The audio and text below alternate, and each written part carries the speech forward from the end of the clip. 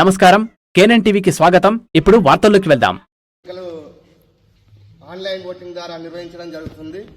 అందులో భాగంగా మన కామారెడ్డి జిల్లా అధ్యక్షుడిగా మధుసూదన్ రెడ్డి, బాన్స్వాడ నియోజకవర్గ అధ్యక్షుడిగా మన్సూర్ను మరియు వర్ణి మండల అధ్యక్షులుగా దయాకర్ గౌడ్ని మేము బరిలో నిలపడం జరిగింది.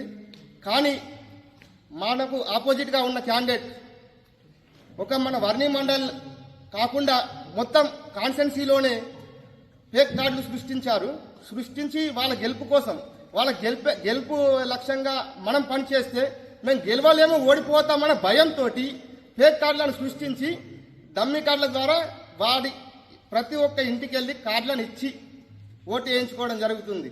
ఓన్లీ మన వర్ణి మండలంలో 600 ఓట్లు ఉన్న గ్రామంలో 90 ఓట్ల కార్డులను తీసుకెళ్లి ఒక ప్రజాప్రతినిధి డమ్మీ కార్డులు తీసుకుపోయి ఒక అబ్బాయికి ఇచ్చి ఆయన ద్వారా పంచాయతీ సిబ్బంది ద్వారా పంపిణీ చేయడం జరిగింది.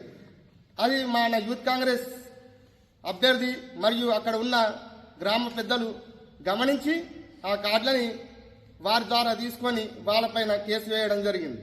కానీ వీళ్ళు అక్రమంగా కేసులు పెడుతున్నారు అని చెప్తున్నారు. అక్రమంగా ఎవరు కేసులు పెట్టలేదు, మీకు పోటీ చేస్తున్నారు. కానీ మీకు గెలిచే సత్తా లేక మీరు డమ్మీ కార్డులను మినిమం మన కాన్స్టిట్యున్సీ మొత్తం 5 నుంచి 8,000 డమ్మీ కార్డులను తయారు చేసి మీరు అదే పనిగా పనిచేస్తున్నారు.